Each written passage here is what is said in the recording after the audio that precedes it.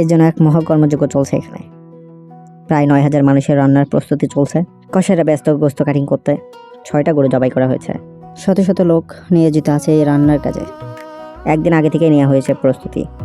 বাবুর্চিদের মাথায় বারবার একটা কথাই ঘুরছে যে রান্না যেন খারাপ না হয়, মনোযোগ দিয়ে তারা রান্না বান্না শুরু করে দিই। পরের দিন আমরা সকালবেলা চলে আসলাম ফ্যাক্টরিতে। খাবার টোকেন সংগ্রহ করে ঢুকে গেলাম ভিতরে। ঢুকে পিছন থেকে দেখে মনে হলো যে এটা শ্রীলঙ্কার বায়ার, কিন্তু সামনে আসার পর দেখতে পেলাম যে এটা একটা ফ্যাক্টরি ওয়ার্কার, যদিও উনি ছেলে ট্রান্সজেন্ডারের মতো। তিনি এমন একটা সাজ ধরেছে যে দেখে মনে হচ্ছে যে তিনি শ্রীলঙ্কার একটা বায়ার। তো আমরা অনেকে আছে অনেক ফ্যাক্টরিতে কাজ করি, কিন্তু কেউ কখনো ফ্যাক্টরির কর্ণধারের দেখা পেয়েছেন কিনা জানে না। আমরা কিন্তু প্রত্যেক বছর ফ্যাক্টরির কর্ণধার সবার সাথে দেখা করতে পারি এবং সবাই আমাদের সাথে দেখা করে এবং তাদের মত বিনিময় করে, যাতে আমরা সামনের দিকে আরও এগিয়ে নিয়ে যেতে পারি ফ্যাক্টরিকে এবং ভালোভাবে কাজকাম করতে পারি। তো চলুন কথাবার্তা শুনুন যে আমাদের উদ্দেশ্য করে তিনি কি বক্তব্য দিয়েছেন।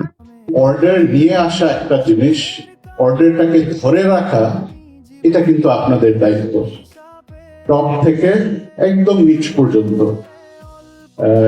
এটা আমার একটা ফিলিং এই বছর যে আমি কিছু সময় যদি আরো আপনাদেরকে দিতে পারি, আপনাদের কাজকর্মতে একটু হেল্প দেওয়া, সাহায্য করা, সেটা কিন্তু কিছুটা আপনাদের ভিতর থেকে আসতে হবে।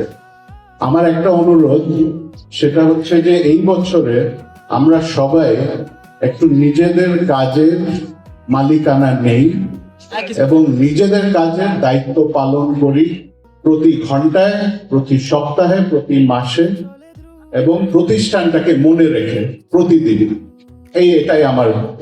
আমার এটাই ছিল বলার। ইনশাআল্লাহ দেখা হবে আগে। ভালোভাবে রোজা রমজান করবেন, ঈদ মোবারক অ্যাডভান্স। দেখা হবে, সি ইউ, গুড লাক, আসসালামু আলাইকুম।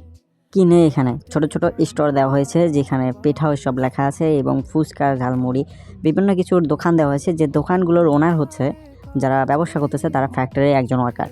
আচ্ছা, এটা একটা ভালো কথা। তারপরে গান বাজনা, বিভিন্ন ধরনের নাচ এবং ফ্যাক্টরির ওয়ার্কারদের প্রতিযোগিতার ব্যবস্থা করা হয়েছে এবং বাইরে থেকে শিল্পী নিয়ে আসা হয়েছে। সারাদিন শেষে র্যাফেল ড্র সিস্টেম করা হয়েছে, যেখানে মোটরসাইকেল, ফ্রিজ, সাইকেল, বিভিন্ন কিছুর উপহার রাখা হয়েছে।